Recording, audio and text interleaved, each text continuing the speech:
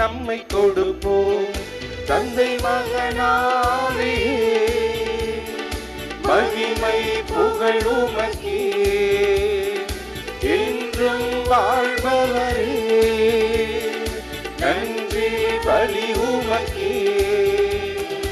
அவரது உறைவிடம் வருவோம் மகிழ்வோம், அவரது திருவடி பணிவோம் தொழுவோம். அவரது உறைவிடம் வருவோம் மகிழ்வோம், அவரது திருவடி பணிவோம் தொழுவோம். அரச கொடுத்தவர் திருக்குளமாய் அவரது இல்லத்தில் நம்மை இணைத்தார். அரசு குருத்துவர் திருக்குளமாய் அவரது இல்லத்தில் நம்மை இணைத்தார். பயனுள்ள அனைத்தையும் கற்பித்து பணிவுடன் அவர் நெறி நடக்க செய்தார். பயனுள்ள அனைத்தையும் கற்பித்து பணிவுடன் அவர் நெறி நடக்க செய்தார். அன்பின் ஆண்டவரே ஆட்சி செய்பவரே அருகில் இருப்பவரே இயேசுவை வாழியவே.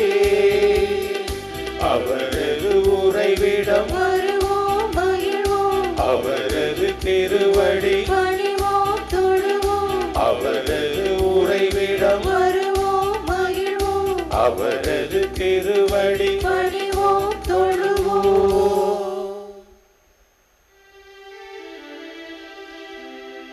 தந்தை மகன் தூய ஆவியாரின் பெயராலே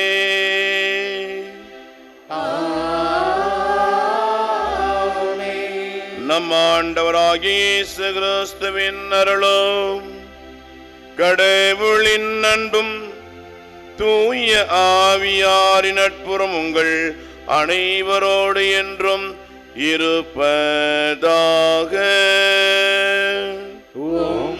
ஆன்மாவோடும்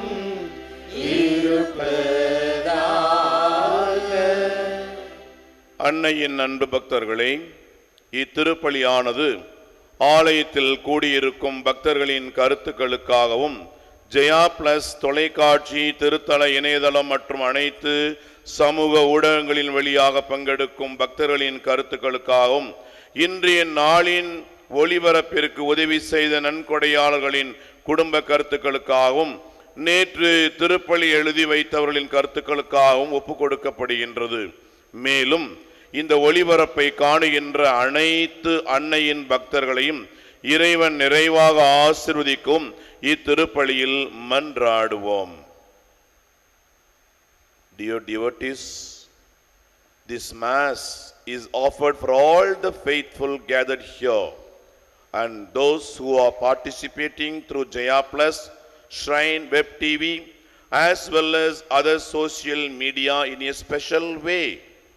For all the sponsors of this live telecast mass and those who wrote their mass intentions yesterday and all the devotees of Our Lady of Health Velangani who are watching the same. ஆரோக்கிய மாதாவின் அன்பு பக்தர்களே, அன்னையினுடைய அருள்வாழ்வு நமக்கு கிடைப்பதற்கு கூடி வந்திருக்கின்றோம். நிலை வாழ்வுக்கு தடைகளாக இருக்கக்கூடிய நம்முடைய நினைவுகளிலிருந்து நாம் அகற்றப்பட்டு நிலைவாழ்வின் காரணிகளை பெற வேண்டும் என்று தூய மறை நிகழ்வுகளை கொண்டாட நாம் சிறப்பாக தயார் செய்வோம். எல்லாம் வல்ல இறைவனிடமும் சகோதர சகோதரிகளே உங்களிடமும் நான் பாவியனை ஏற்றுக்கொள்கின்றேன். ஏனெனில் சொல்லாலும் செயலாலும் கடமையாலும் பாவங்கள் செய்தேன். என் பாவமே என் பெரும்பாவமே. புனித மரியாவையும் வானதூதர் அனைவரையும் சகோதர சகோதரிகளையும் நம் இறைவனாகிய ஆண்டவரிடம் எனக்காக வேண்டிக் கொள்ள மன்றாடுகின்றேன். எல்லாம் வல்ல இறைவன் நம் மீது இரக்கம் வைத்து நம் பாவங்களை மன்னித்து நம்மை நிலை வாழ்வுக்கு அழைத்து செல்வாராக. ஆமென்.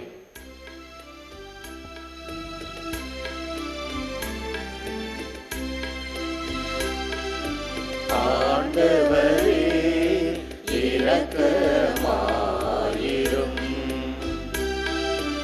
ஆண்டவரே இரக்கமாயிரும். கிறிஸ்துவே இரக்கமாயிரும். கிறிஸ்துவே இரக்கமாயிரும்.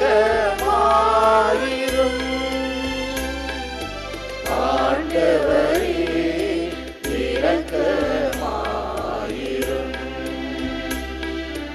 ஆண்டவரே இரக்கமாயிரும்.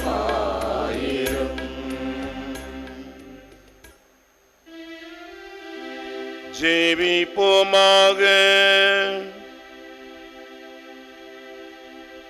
ஆண்டவரை நாங்கள் ஆண்டுதோறும் நினைவு கூறும் நிகழ்வுகளால் தொடக்கத்தில் இருந்த மனித இயல்பின் மேன்மை புதுப்பிக்கப்பட்டு உயிர் தெழுதலின் எதிர்நோக்கை பெற்றுள்ளது. அதனால் நாங்கள் நம்பிக்கையில் கொண்டாடுவதை முடிவில்லா அன்பில் பெற்றுக்கொள்ள உமது கனிவை அருள வேண்டுகின்றோம். உம்மோடு தூயாவின் ஐக்கியத்தில் இறைவனாய் என்றென்றும் வாழ்ந்து ஆட்சி செய்கின்ற எங்கள் ஆண்டவரும் திருமகனுமாகிய நிலை வாழ்வை தருகின்ற இயேசு கிறிஸ்து வழியாக உம்மை மன்றாடுகிறோம்.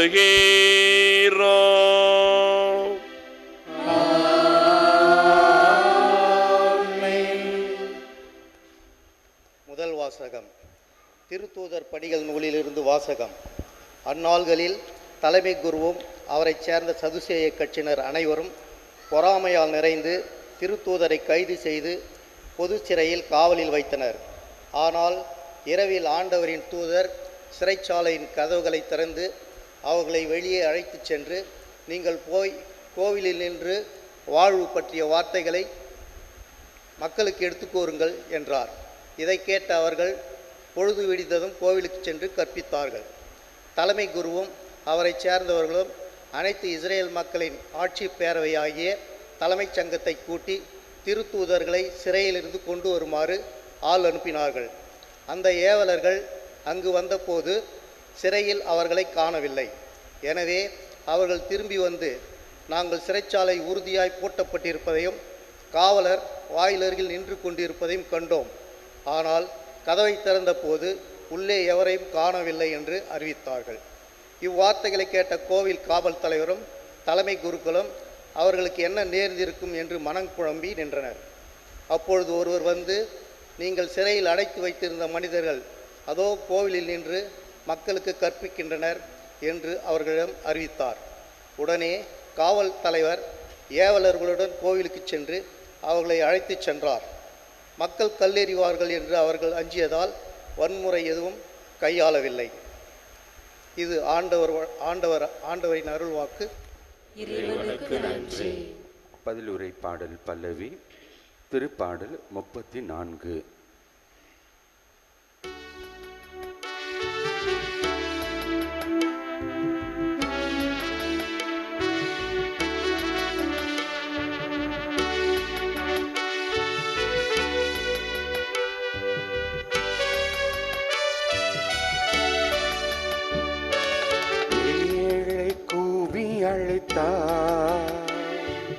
ஆண்டவர் அவனுக்கு செவி சாய்த்தார்.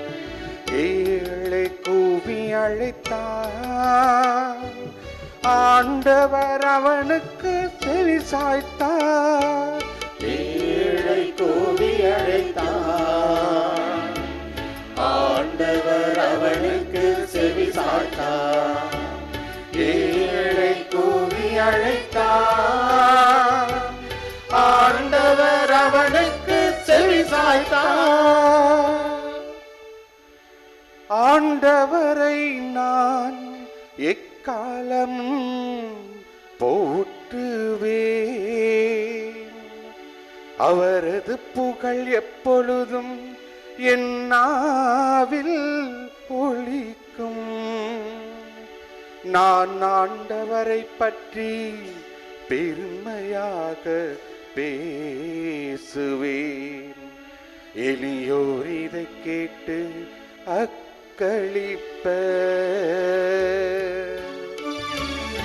ஏழை கூவி அழைத்தான், ஆண்டவர் அவனுக்கு செவி சாய்த்தார். ஏழை கூவி அழைத்தான், ஆண்டவர் அவனுக்கு செவி சாய்த்தார். என்னுடன் ஆண்டவரை பெருமைப்படுத்துங்கள். அவரது பெயரை ஒருமிக்க மேன்மைப்படுத்துவோம். துணை வேண்டி நான் ஆண்டவரை மன்றாடினேன்.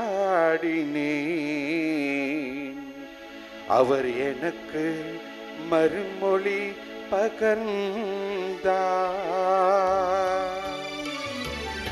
ஏழை கூவி அழைத்தான், ஆண்டவர் அவனுக்கு செவி சாய்த்தார். ஏழை கூவி அழைத்தான், ஆண்டவர் அவனுக்கு செவி சாய்த்தார். ஏழை கூவி அழைத்தான், ஆண்டவர் அவனுக்கு செவி சாய்த்தார். ஏழை கூவி அழைத்தான், ஆண்டவர் அவனுக்கு செவி சாய்த்தார்.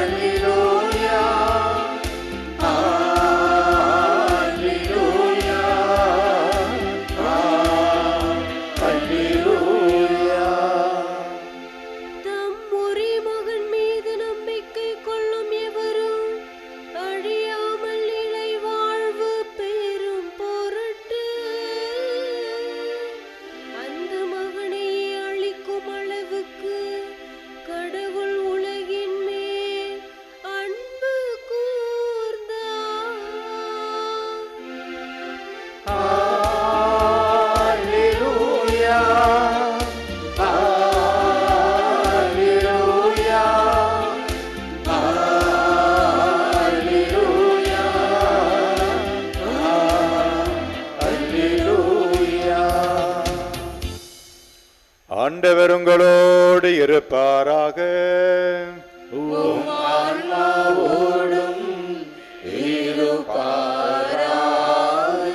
புனித யோவான் எழுதின செய்தியிலிருந்து வாசகம்.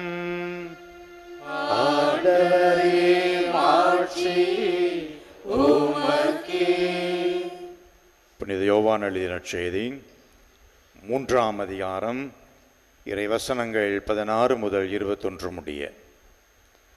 அக்காலத்தில் இயேசு நிகோதேமிடம் கூறியது, தம் ஒரே மகன் மீது நம்பிக்கை கொள்ளும் எவரும் அழியாமல் நிலை வாழ்வு பெறும் பொருட்டு அந்த மகனையே அழிக்கும் அளவுக்கு கடவுள் உலகின் மேல் அன்பு கூர்ந்தார். உலகிற்கு தண்டனை தீர்ப்பளிக்க அல்ல, தன் மகன் வழியாக அதை மீட்கவே கடவுள் அவரை உலகிற்கு அனுப்பினார். அவர் மீது நம்பிக்கை கொள்வோர் தண்டனை தீர்ப்புக்கு ஆளாவதில்லை. ஆனால் நம்பிக்கை கொள்ளாதோர் ஏற்கனவே தீர்ப்பு பெற்றுவிட்டனர். ஏனெனில் அவர்கள் கடவுளின் ஒரே மகனிடம் நம்பிக்கை கொள்ளவில்லை. ஒளி உலகிற்கு வந்திருந்தும் தம் செயல்கள் தீயனாய் இருந்ததால் மனிதர் ஒளியை விட இருளையே விரும்பினர். இதில்தான் அவர்களுக்கு எதிரான தண்டனை தீர்ப்பு அடங்கியுள்ளது. தீங்கு செய்யும் அனைவரும் ஒளியை வெறுக்கின்றனர். தங்கள் தீ செயல்கள் வெளியாகிவிடும் என அஞ்சி அவர்கள் ஒளியிடம் வருவது இல்லை. உண்மைக்கேற்ப வாழ்பவர்கள் ஒளியிடம் வருகிறார்கள். இதனால் அவர்கள் செய்யும் அனைத்தையும் கடவுளோடு இணைத்தே செய்கிறார்கள் என்பது வெளியாகும் என்றார். ஆண்டவரின் அருள்வாக்கு.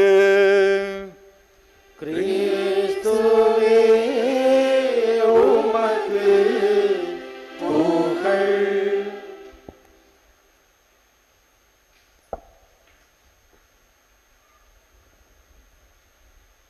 நிலை வாழ்வை பெறுவதற்கு ஆவலோடு எதிர்நோக்கி இருக்கும் அன்பான நம்பிக்கையாளர்களே, நேற்று நாம் தியானித்தோம். நேற்றிலிருந்து இயேசுநாதர் உறக்க கூவிக்கொண்டே இருக்கின்றார் நிக்கதேமுவிடம். நிக்கதேமு ஒரு நமது சார்பாக அங்கு அமர்ந்திருக்கின்றார்.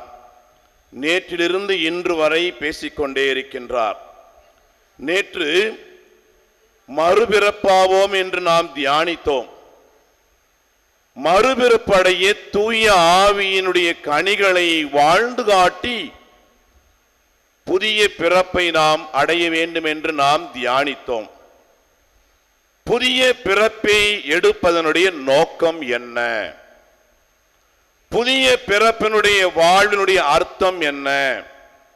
புதிய பிறப்பை வாழ்ந்து இவ்வுலகிலே நாம் வாழ முடியுமா? முடியாது.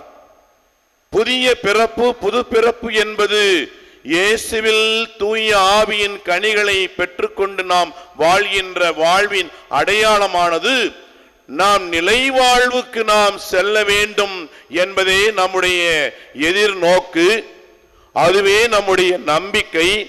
அந்த நம்பிக்கையின் லட்சியத்திலே உறுதி கொண்டவர்களாய் நிலை வாழ்வே நமக்கு என்னாலும் என்று சொல்லி நம்பி வாழ்வதுதான். தொடக்கத்திலே நாம் சின்ன குறிப்பிடத்திலே படித்திருப்போம். இன்றைக்கெல்லாம் பிள்ளைங்களுக்கெல்லாம் ஏதோ ஒரு புதுநன்மை வகுப்புக்கு பேருக்கு அனுப்பிவிட்டு ஃபங்க்ஷனை மட்டும் ரொம்ப கிராண்டா கொண்டாடுவோம். சமூக அந்தஸ்தை பெறுவதற்கும் சமூகத்திலே கொடுக்கல் வாங்கலை பெறுவதற்கும். ஆனால் அந்த சின்ன குறிப்பிடத்தினுடைய நோக்கத்திலே மிக அழகாக கடவுள் மனிதனை எதற்காக படைத்தார்? தம்மை அறிந்து அவரை சிநேகித்து சேமிக்கவும், அதனாலே மோட்ச பாக்கியத்தை அடையவும். அந்த மோட்ச பாக்கியம் என்பதுதான் நிலை வாழ்வு. அந்த நிலை வாழ்வை அடைய வேண்டும் என்று சொன்னால் நம்மை படைத்த இறைவனை அறிய வேண்டும். அறிய வேண்டிய இறைவன் நம்மை போல நமது சாயலிலே பிறந்த இயேசுவை அறிய வேண்டும். அவரை வாழ்ந்து காட்ட வேண்டும். அவரை எல்லோருக்கும் அறிவிக்க வேண்டும். அப்பொழுதுதான் அந்த நிலைவாழ்வின் பயணத்திலே நாம் ஈடு செய்து நிலைவாழ்வின் லட்சியத்தை அடைய முடியும் என்பதை நாம் மிக அழகாக பார்க்க முடியும். மத்தேயு எழுதிய நற்செய்தி அதிகாரம் 16 இறை வார்த்தை 25 பார்க்கின்றோம். தன் உயிரை காத்துக்கொள்ள விரும்பும் எவரும் அதை இழந்து விடுவர். மாறாக தன் பொருட்டு தம்மை அழித்துக் கொள்கின்ற எவரும் வாழ்வடைவர். அதைத்தான் மிக அழகாக ஆண்டவர் தன்னுடைய பொருட்டாக தன்னையே இழப்பதற்கு அவர் மிக அருமையாக வருகின்றார். தன் அன்பனுக்காக உயிரை கொடுப்பதை விட மேலான அன்பு எதுவுமில்லை என்று யோவான் நற்செய்தியிலே சொல்லுகின்றாரே. நம்மையே இழக்க வேண்டும். மார்க் எழுதிய நற்செய்தி அதிகாரம் 8 இறைவார்த்தை 35 அந்த ஒத்தமைவு நற்செய்தியிலே பார்க்கின்றோம். தன் உயிரை காத்துக்கொள்ள விரும்பும் எவரும் அதை இழந்து விடுவார். என் பொருட்டு, நற்செய்தியின் பொருட்டும் தம் உயிரை இழக்கும் எவரும் அதை காத்துக்கொள்வார். அந்த காத்துக்கொள்வதுதான் நிலை வாழ்வு. லூக்காஸ் எழுதிய நற்செய்தி அதிகாரம் 9 பார்க்கின்றோம் 24 தன் உயிரை காத்துக்கொள்ள விரும்பும் எவரும் அதை இழந்து விடுவார். என் பொருட்டு தம் உயிரை இழக்கும் எவரும் அதை இழந்து விடுவார். யோவான் எழுதிய நற்செய்தியிலே பார்க்கின்றோம். தம் வாழ்வை பொருட்டாக கருதாதோர் நிலை வாழ்வுக்கு தம்மை உரியவராக்குகின்றார். யோவான் நற்செய்தியாளர் மிகவும் யோசித்து திறன்பட ஆண்டுடைய வார்த்தையை முழுமையாக அறிந்து மிகவும் தன்னுடைய முதிர்ந்த பருவத்திலே, இறுதியாக முதல் நூற்றாண்டிலே இறுதி பருவத்திலே எழுதினாலும் கூட அவர் மிக அழகாக நிலைவாழ்வு நிலைவாழ்வு நிலைவாழ்வு என்று எழுதுகின்றார். அந்த நிலைவாழ்வினுடைய நோக்கத்தை ரோமேருக்கு எழுதிய திருமுகம் அதிகாரம் 6 இறைவார்த்தை 23 பார்க்கின்றோம். பாவத்துக்கு கிடைக்கும் கூலி சாவு, கடவுள் கொடுக்கும் அருள் கொடை இயேசுவோடு இணைந்து வாழ்தலே நிலை வாழ்வு. இயேசுவோடு நாம் எப்படி இணைந்து வாழ்தல், எப்படி இயேசுவோடு நாம் இணைந்து அவரை மற்றவர்களுக்கு நாம் அறிவிக்க முடியும், அதைத்தான் யோவான் எழுதிய நற்செய்தி அதிகாரம் 17 இறைவார்த்தை 3 பார்க்கிறோம். உண்மையான ஒரே கடவுளாகிய உம்மையும் நீர் அனுப்பிய இயேசு கிறிஸ்துவையும் அறிவதே நிலை வாழ்வு. அறிதல் என்று சொன்னால் என்ன? பார்க்கின்றவர்களை நாம் புதிதாக பார்க்கிறோம் என்கின்ற பொழுது தலையோடு தலையாய் தலையை ஆட்டி நாம் அவர்களுக்கு நம்முடைய அறிதலை தெரிவிக்கின்றோம். இரண்டாவதாக ஒருவரை பார்க்கின்ற பொழுது கரங்களை குவிக்கிறோம் என்று சொன்னால் ஒரு வணக்கத்தை தெரிவிக்கின்றோம். இன்னொன்று இதயத்தோடு அறிந்து கொள்வது நம்முடைய உடன்பிறப்புகளாக இருக்கலாம், அல்லது நம்முடைய வாழ்வின் தோழமை உறவுகளாக இருக்கலாம், நம்மோடு நெருங்கிய உறவாக இருக்கலாம். ஆனால் அதையும் தாண்டி உள்ளத்தோடு உள்ளத்தோடு உறவாடுகின்ற இறைவனோடு நாம் அறிந்து கொள்கின்ற வாழ்வுதான் நிலையான வாழ்வு.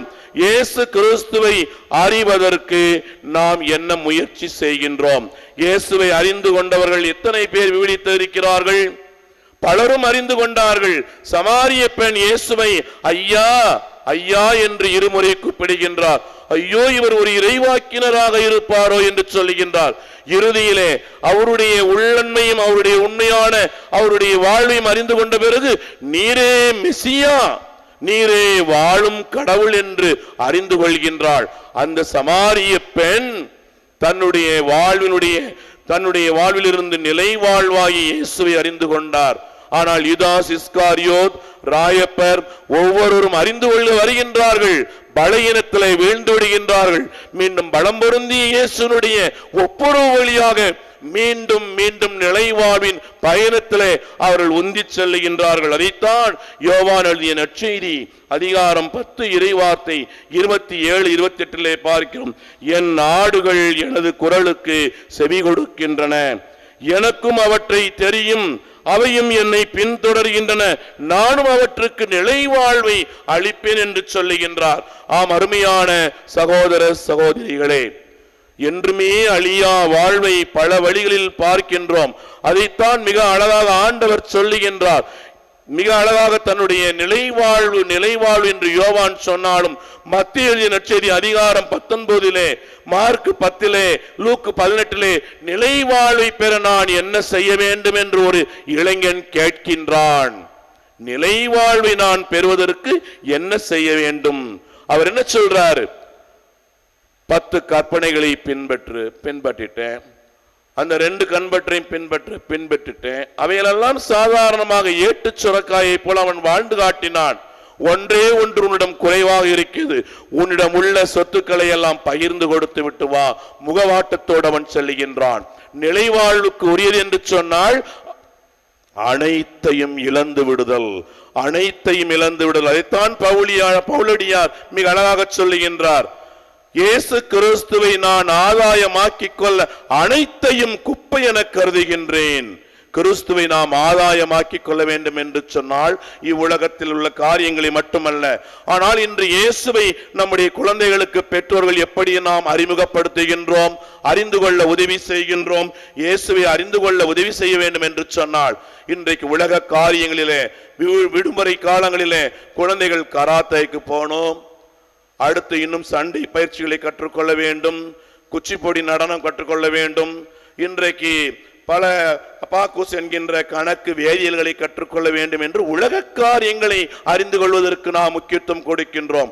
ஆனால் இன்று பங்கு தளங்களே எத்தனை விதமான விடுமுறை விவிலிய பள்ளிகள் இருக்கின்றன, மறைக்கல்வி வகுப்புகள் இருக்கின்றன, அப்புறம் பார்த்துக்கலாம் போ என்று சொல்லி இன்றைக்கு அலட்சியப்படுத்தவர்கள் இயேசுவை அவர்கள் கொண்டு போய் சொல்வார்களா? இன்றைக்கு குழந்தைகளுக்கு நாம் இயேசுவை சின்ன குறிப்பிடத்திலும் மறைக்கல்வி என்று சொல்லி, திருமுழுக்கு மட்டும் என்று சொல்லி, அல்லது புது நன்மை என்று சொல்லி மட்டும் இயேசுவை அறிந்து கொள்ளுகின்ற பொழுது அது உண்மையான அறிதல் அல்ல. ஒவ்வொரு நாளும் நம்முடைய வாழ்வாழ் குழந்தைகளுக்கு கற்றுத்தர வேண்டும். அந்த கற்றுத்தருகின்ற வாழ்வை அவர்களுக்கு வாழ்ந்து காட்ட வேண்டும். அதுதான் பெற்றோருடைய எடுத்துக்காட்டான வாழ்க்கை. இயேசுவை மெசியா என்று அவரை நம்பி அவர் மேலால் வாழ்வு பெறுவதற்காகவே இவை அனைத்தும் எழுதப்பட்டு என்று யோவான் நற்செய்தி மிக அழகாக சொல்லுகின்றாரே.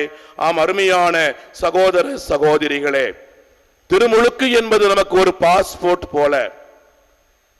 நம்பிக்கை, அவர் மீது வைத்திருக்கின்ற நம்பிக்கை என்பது ஒரு விசா போல. விசாவை எடுத்து வைத்துக் கொண்டே இருந்தால் நாம் வெளிநாட்டிற்கு செல்ல முடியுமா? அதற்கு வேண்டியவைகள் எல்லாம் எடுக்கின்றோம். நம்முடைய கால்களும் உள்ளமும் நடந்து செல்ல வேண்டும், பறக்க வேண்டும். அப்பொழுதுதான் நாம் இன்னொரு நாட்டிற்கு செல்கின்றோம். அதே போல உள்ளத்தை சார்ந்தவர்களாய் நாம் இருக்கின்றோம் என்று சொன்னால், அந்த விசா என்பது நம்பிக்கை என்று சொன்னால், நிலைவாழ்வின் பயணத்தை நாம் எதிர்நோக்கி இருக்க வேண்டும். நிலைவாழ்வு நிலைவாழ்வு என்று புரியாத புதிராக இருக்கிறது இந்த யோவான். ஆனால் மத்தேயு, மார்க்கு, லூக்காவிலே சொல்லுகின்றார், நிலைவாழ்வை பெறும் வேண்டும் என்று சொன்னால் அனைத்தையும் நீ இழந்துவிடு. உன் சகோதரனையோ சகோதரியோ அனைவரையும் விட்டுவிட்டு என் பின்னே வா என்று அழைக்கின்றார். அந்த அழைத்தல் ஏதோ அழைத்தல் வாழ்விலே வாழ்கின்ற துறவியர்களுக்கு மட்டுமல்ல, மாறாக உலக காரியங்களிலே இன்றைக்கு பின்னோக்கி சென்று குழந்தைகளுக்கு நாம் எப்படி இயேசுவை அறிந்து கொண்டிருக்கின்றோம். ஆரோக்கிய மாதாவை உற்று நோக்குங்கள். அந்த ஆரோக்கிய மாதா அருமருந்தாக தன்னுடைய கரங்களிலே சுமந்திருக்கின்றாளே, அந்த அருமருந்தை அறிமுகப்படுத்துகின்றாள், அறிவிக்கின்றாள் கல்வாரி மலை வரை. அந்த அருமருந்துதான் இன்று ஆரோக்கியத்தின் அருள்வாளை நமக்கு தந்து கொண்டிருக்கிறது. யோவான் நற்செய்தியிலே கானா ஒரு திருமணத்திலே பார்க்கின்றோம். மாதாவுக்கு இயேசுவை எப்படி அறியும் என்று சொன்னால், அவர் சொல்வதெல்லாம் செய்யுங்கள். எவ்வளவு ஆழ்ந்த வார்த்தை, எவ்வளவு நம்பிக்கையான வார்த்தை. அவர் சொல்வதெல்லாம் செய்யுங்கள். அவர் சொல்வதெல்லாம் என்ன? நிலை வாழ்வுக்கு நம்மை அழைத்து செல்கின்றார் என்று அந்த அன்னை மரியாள் 30 ஆண்டுகள் அறிந்து 31ஆம் ஆண்டிலே அவர் சொல்வதெல்லாம் செய்யுங்கள் என்று சொல்லுகின்றார். ஆம், அருமையான சகோதர சகோதரிகளே, நம்முடைய வாழ்விலும் முழுமையாக இயேசுவை அறிவோம், அறிந்த இயேசுவை நம்புவோம், நம்பி இயேசுவை வாழ்வாக்குவோம்.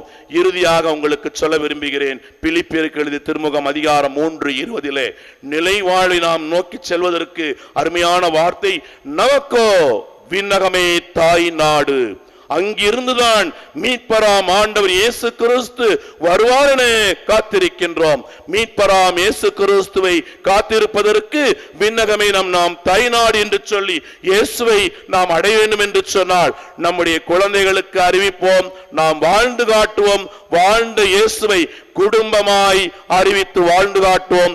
இயேசு அல்லாமல் மீட்பு அல்ல, இயேசு அல்லாமல் நிலை வாழ்வு அல்ல. அன்னை மரியாள் நமக்கு எடுத்துக்காட்டாக இருந்ததை போல நிலை வாழ்வை பெறுவது ஒன்றே என்று சொல்லி நம் இல்லத்து பொருட்களை எல்லாம் நாம் மறந்துவிட்டு நிலை வாழ்வை அடைய இயேசுவை பற்றி பிடிப்போம். நிலை வாழ்வை நோக்கி வாருங்கள், செல்வோம். விண்ணகமே நம் தாய் நாடு.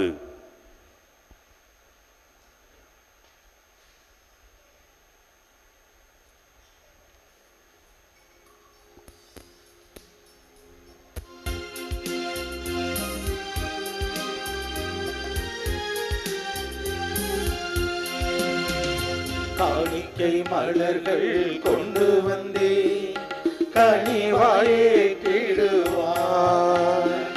கரையுள்ள இதயங்கள் அர்ப்பணித்தே காயங்கள் ஆற்றிடுவார். காணிக்கை மலர்கள் கொண்டு வந்தே கனிவாயேற்றிடுவார்.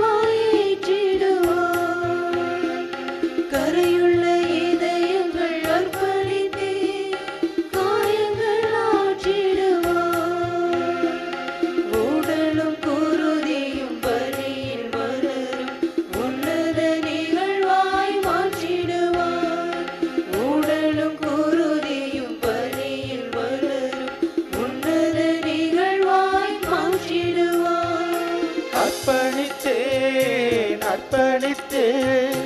மனிதம் மலர்ந்திடும் பழியினை அர்ப்பணித்தேன், அர்ப்பணித்தேன். மனிதம் மலர்ந்திடும் பழியினை தேவனிலையாய் மாற்றிடுமே.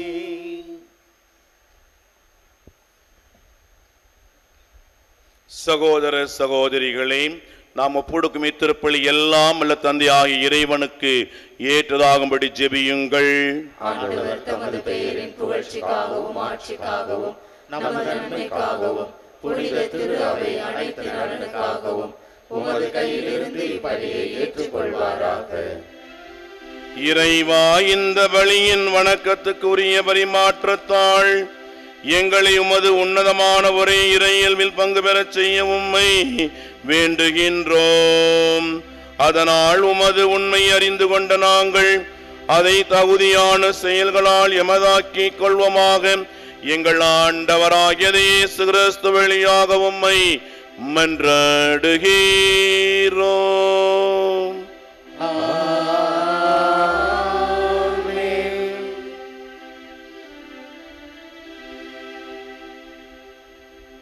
ஆண்டவர் உங்களோடு இருப்பாராக.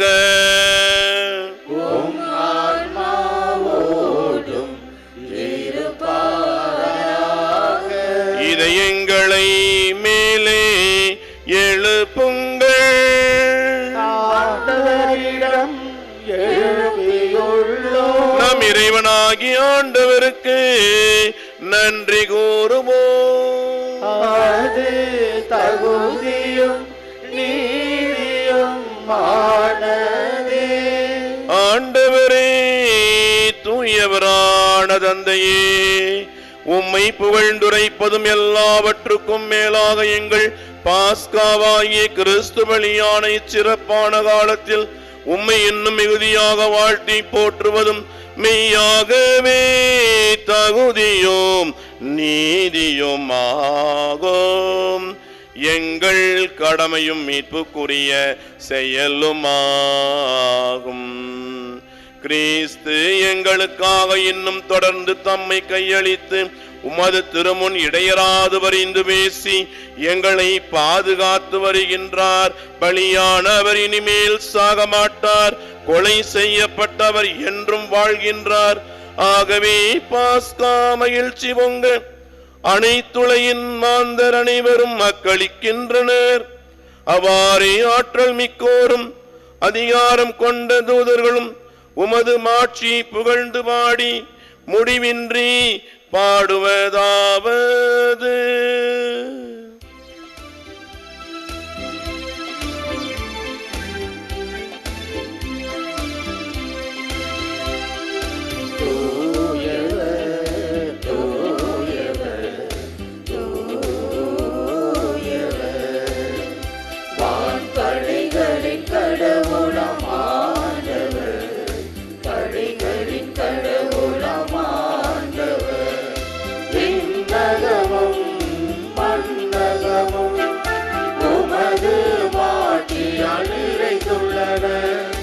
உன்னதங்களிலே ஓசன்னா, உன்னதங்களிலே ஓசன்னா. தூயவர் தூயவர் தூயவர், ஆண்டவர் பெயரால் வருகிறவர், ஆசி பெற்றவர். உன்னதங்களிலே ஓசன்னா, உன்னதங்களிலே ஓசன்னா. ஓசன்னா ஓசன்னா ஓசன்னா ஓசன்னா.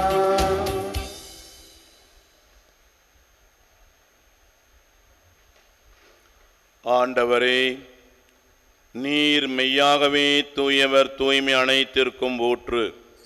ஆகவே உம்முடைய ஆவியை பொழிந்து காணிக்கைகளை தூய்மைப்படுத்த உம்மை வேண்டுகிறோம். இவ்வாறு எங்கள் ஆண்டவர் இயேசு கிறிஸ்துவின் உடலும் இரத்தமாக எங்களுக்கு இவை மாறுவனவாக. அவர் பாடுபட உளம் கனிந்து தம்மை கையளித்த போது அப்பத்தை எடுத்து நன்றி செலுத்தி அதை பிட்டு தம் சீடர்களுக்கு அளித்து கூறியதாவது: அனைவரும் இதிலிருந்து பெற்று உண்ணுங்கள். ஏனெனில் இது உங்களுக்காக கையளிக்கப்படும் என் உடல்.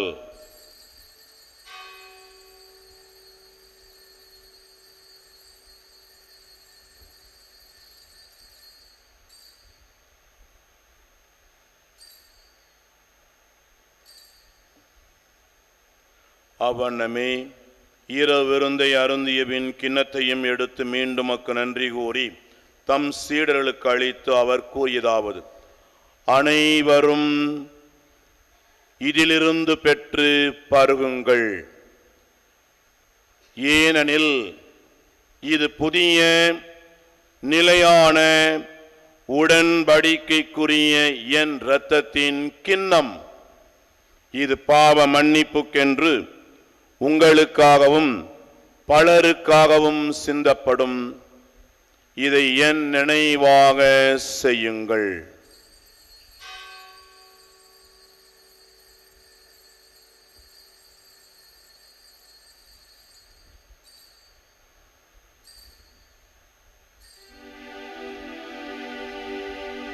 நம்பிக்கையின் மறைபொருள்.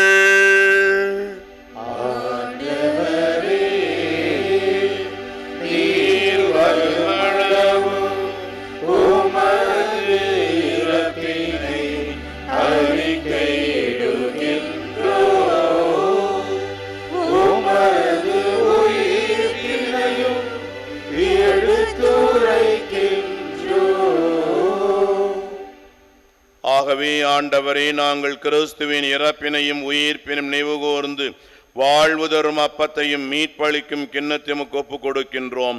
உம் திருமுனின்று மக்கு ஊழியம் புரிய தகுந்தவர்கள் எங்களை ஏற்றுக்கொண்டீர். எனவே மக்கு நன்றி செலுத்துகின்றோம்.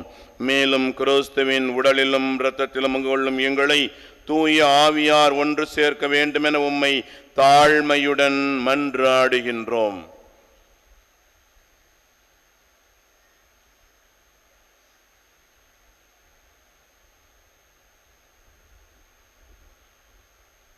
ஆண்டவரே, உலகமெங்கும் பரவியிருக்கும் உமது திரு அவையை நினைவு கூர்ந்தருளும். எங்கள் திருத்தந்தை பிரான்சிஸ், எங்கள் மறைமாவட்ட பரிபாலகர் பேரருள் திரு எல் சகாயராஜ் மற்றும் எங்கள் மறைமாவட்ட மேல் ஆயர் தேவதாஸ் அம்புரோஸ், எல்லா திருநிலையராகிய அனைவரோடும் உமது திரு அவை அன்பின் நிறைவு பெறச் செய்தருளும்.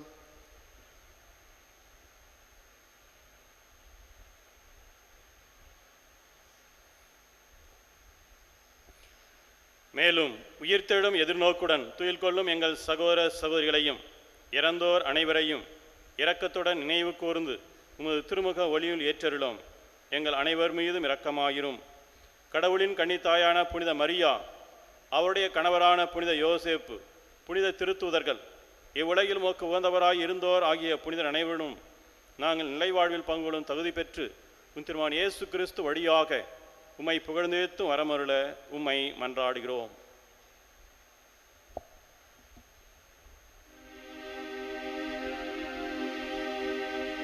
இவர் வழியாக இவரோடு இவரில் எல்லாம் வல்ல இறைவனாகிய தந்தையே, தூய ஆவியாரின் ஒன்றிப்பில் எல்லா புகழும் மாட்சியும் என்றென்றும் உமக்கு உரியாதே.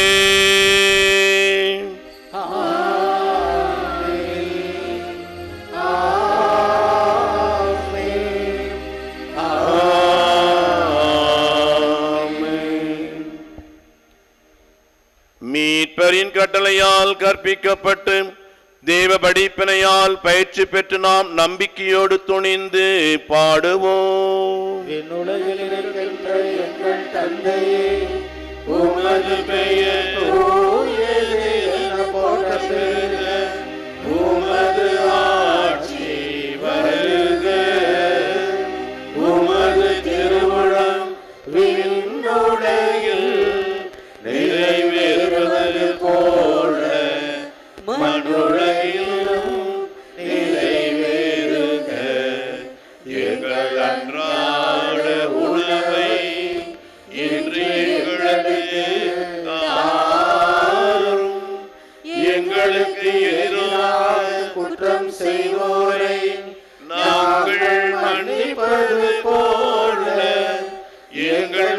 பாவங்களை மன்னியும் எங்களை சோதனைக்கு உட்படுத்தாதேயும் தீமையிலிருந்து எங்களை விடுவித்தருளும். ஆண்டவரே, தீமை அனைத்திலும் இருந்தும் எங்களை விடுவித்து எங்கள் வாழ்நாளில் அமைதியை கனிவுடன் அருளவும் உம்மை மன்றாடுகின்றோம். உமது இரக்கத்தின் உதவியால் நாங்கள் பாவத்திலிருந்து எப்போதும் விடுதலை பெற்று யாதொரு கலக்கமும் இன்றி நலமாயிருப்போமாக. நாங்கள் எதிர்நோக்கி இருக்கும் பேரின்பத்துக்காகவும் எம் மீட்பராகிய இயேசு கிறிஸ்துவின் இரண்டாம் வருகைக்காகவும் காத்திருக்கின்றோம். ஆட்சியும் வல்லமையும் மாட்சியும் என்றென்றும் உமதே. ஆண்டவராகிய இயேசு கிறிஸ்துவே, அமைதி உங்களுக்கு விட்டுச் செல்கிறேன், என் அமைதி உங்களுக்கு அளிக்கின்றேன் என்றும் திருத்தூதர்களுக்கு மொழிந்தீரே. எங்கள் குற்றங்களையும் குறைகளையும் மனித பலகீனங்களையெல்லாம் பாராமல் உமது திரு அவையின் நம்பிக்கை கண்ணோக்கி உமது திருவுளத்துக்கேற்பதற்கு அமைதி ஒற்றுமையும் அளித்தருள்வீராக. என்றென்று வாழ்ந்து ஆட்சி செய்கின்றவர் நீரே.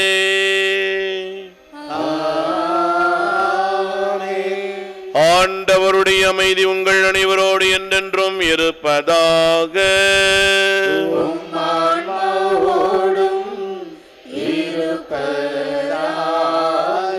ஒருவருக்கொருவர் இறை அமைதியை பகிர்ந்து வாழ்வோம். அமைதி அமைதி அமைதி. உலகின் பாவங்களை போக்கும் இறைவனின் செம்மறியே, எங்கள் மேல் இரக்கமாயிரும். உலகின் பாவங்களை போக்கும் இறைவனின் செம்மறியே, எங்கள் மேல் இரக்கமாயிரும். உலகின் பாவங்களை போக்கும் இறைவனின் செம்மறியே, எங்களுக்கு அமைதியை அளித்தருளும். நிலை வாழ்வுக்கு நம்மை அழைத்துச் செல்லும் அருமருந்து இதோ இந்த நற்கருணை வழியாக எழுந்து வந்த ஆண்டவர் இவர்தான். இவருடைய மாபெரும் உன்னதமான நிலை வாழ்வின் விருந்துக்கு அழைக்கப்பெற்ற நாம் அனைவரும் பேறு பெற்றோர். நான் தகுதியற்றவன், ஆனால் ஒரு வார்த்தை மட்டும் சொல்லி அருளும், எனது ஆன்மா நலமடையும்.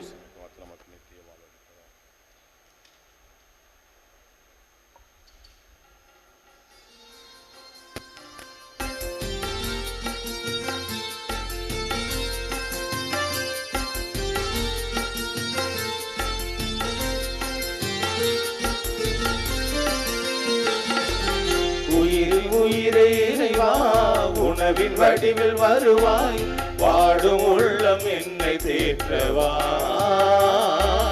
வாழ்வின் பாதை நாடும் மாற்றவா.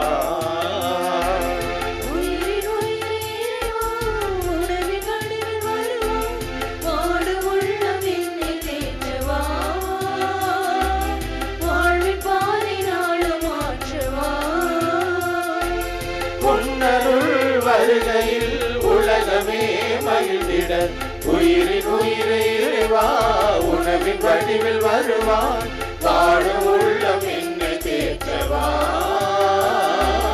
வாழ்வின் பாதை நாடும் மாற்றவா.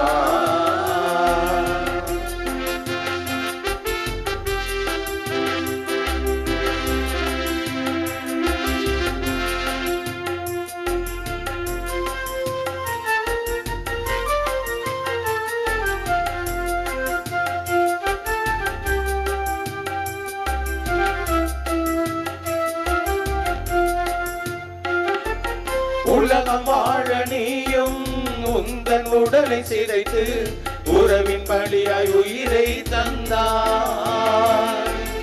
உனது வழியில் நானும் எனது வாழ்வை உடைத்து உலகை மாற்றும் முடிவை தாராய். உன் அன்பின் பாதைகள் என் வாழ்வின் பாடங்கள், உன் அருள் வார்த்தைகள் என் வாழ்வின் தேடல்கள். உலகெல்லாம் அழிந்திட உள்ளத்தில் நீ வா, உயிரின் உயிரை இறைவா, உணவின் வடிவில் வருவா, பாடும் உள்ளம் என்னை தேற்றவா, வாழ்வின் பாதை நாடும் மாற்றவா.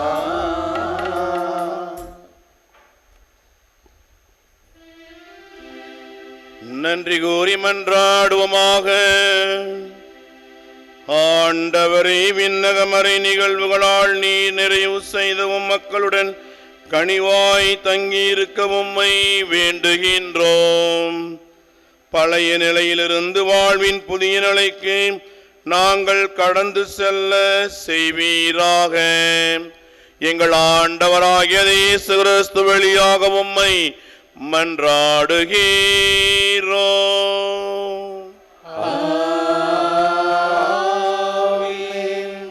புனித ஆரோக்கிய அன்னையின் ஆசீர் பெற மன்றாடுவோம்.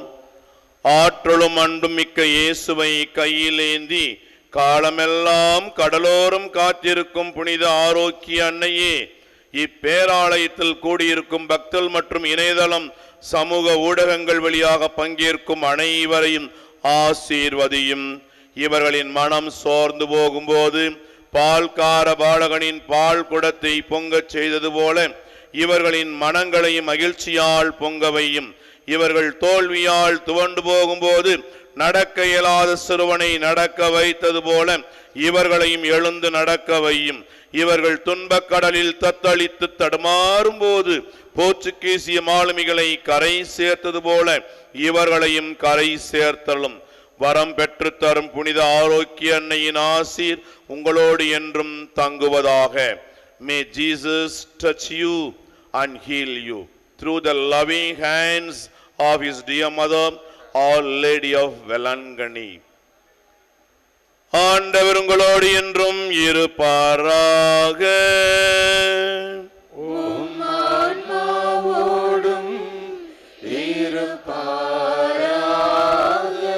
எல்லாம் வல்ல இறைவன் தந்தை, மகன், தூய ஆவியார் உங்களையும் உங்கள் குடும்பத்தார் அனைவரையும் புனித ஆரோக்கிய அன்னை வழியாக ஆசீர்வதிப்பாராக.